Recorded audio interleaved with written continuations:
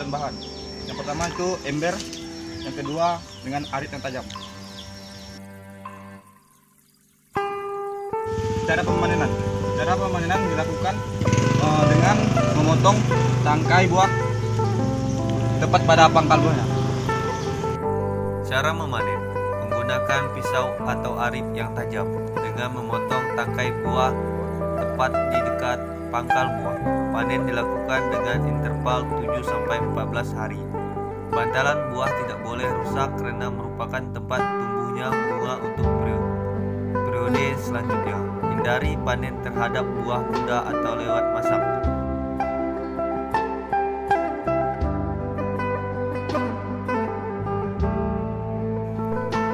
Buah hasil panen dikumpulkan di tempat tertentu.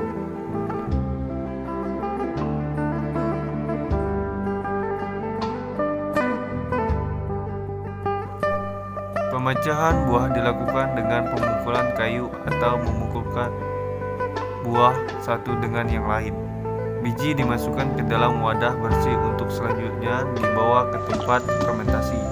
Keterlambatan fermentasi akan berakibat terjadi penurunan mutu karena proses fermentasi yang tidak terkontrol.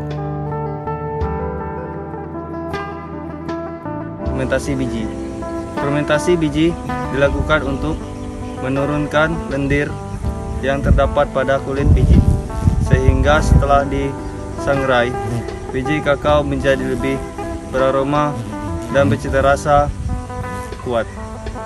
Fermentasi juga dapat meningkatkan mutu teknik biji kakao, sehingga kadar air,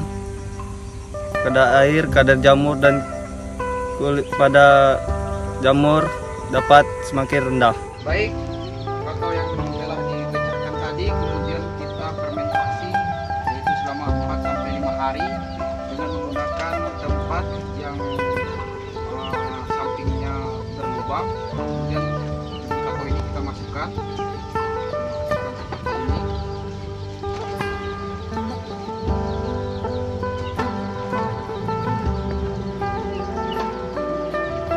Dan jangan lupa bawahnya dikasih daun pisang.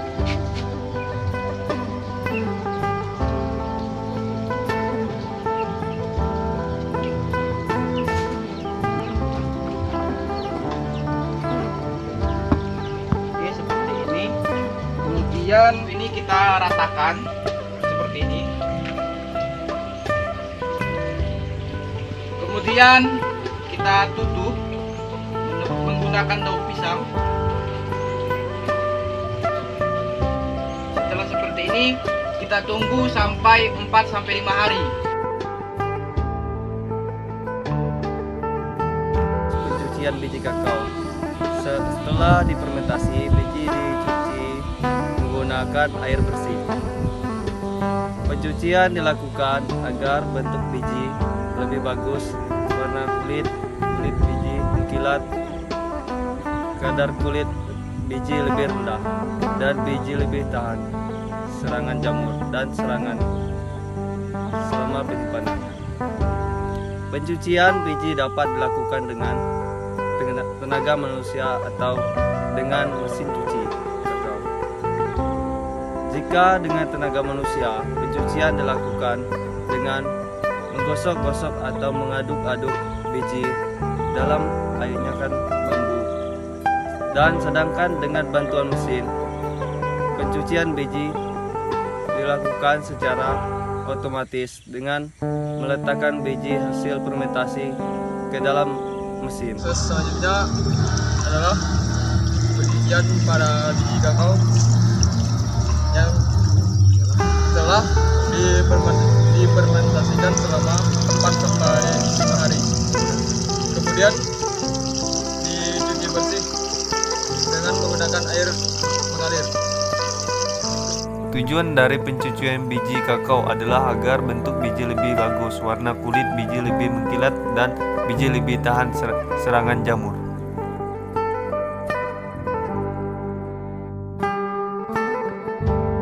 Pengeringan biji kakao.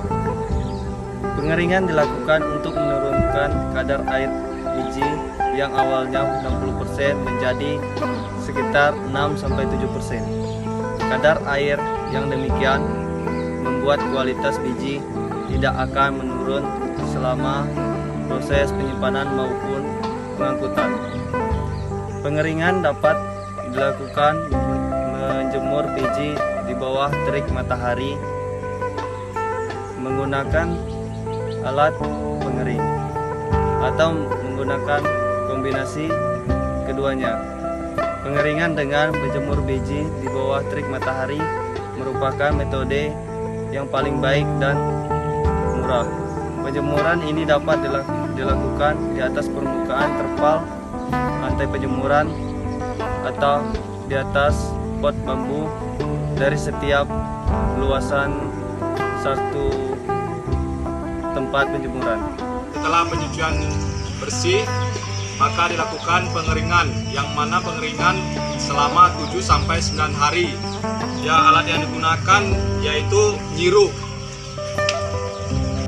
Pengeringan biji kakao bertujuan untuk menurunkan kadar air biji yang awalnya 60% menjadi sekitar 6-7%. Kadar air yang demikian membuat kualitas biji tidak akan menurun selama proses penyimpanan maupun pengangkutan. Selanjutnya kita lakukan sortasi.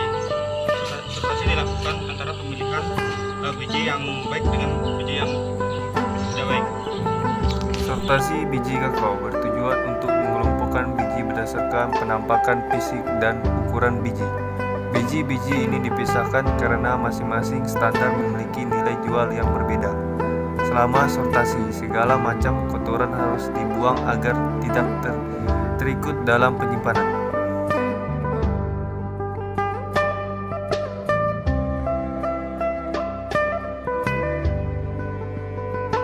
Proses pengemasan dan penyimpanan.